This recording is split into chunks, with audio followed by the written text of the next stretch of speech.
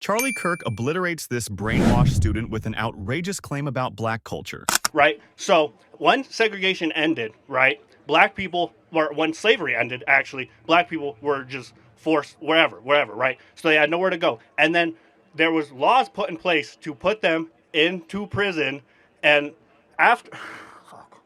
It's okay. No. What's your name? Guys, what's your name? Jackson.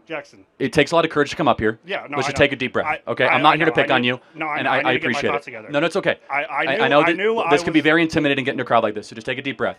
Let me make your argument. I'm going to make your argument for you, and I'm going to tell you why I think it's wrong.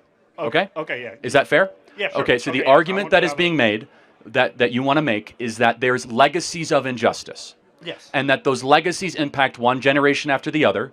And when those things get handed down, you have what is a system or a systemic issue that isn't just isolated in 2024. So the argument that you're making is that what happened in 1954 does impact 2024 of decade after decade after decade. Let me tell you my response to that. Of course, there is some truth to that. However, every culture, every person in this audience can point to issues that families or generations prior had that were able to overcome. So the question is, why is it that Black America is one of the only populations, that and Native American populations, that have not been able to overcome such evil, horrors, and injustices? Here's my perspective, and I want to hear what you have to say, is that the number one way to keep people out of poverty, lower the crime rate, and have a better society is whether or not you have a mom and a dad around. Would we agree that's an ideal?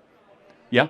Cool. Yeah. So what happened in 1964 is that 25% of Black youth were raised by a single mom. Today, it's nearly 75%, about 70%.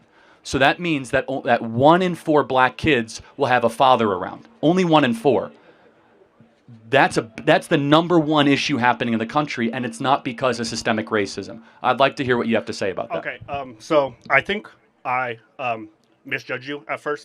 When you brought up the 1350 stat, I had just assumed that it was inherently eugenics based kind of, so, and that's where mine came from. I think we are on the same page that we know what the problem is, and that's what I mean. Thank you for saying that, because I think we actually have a lot more in common in this country than the media would ever believe. No, definitely, right?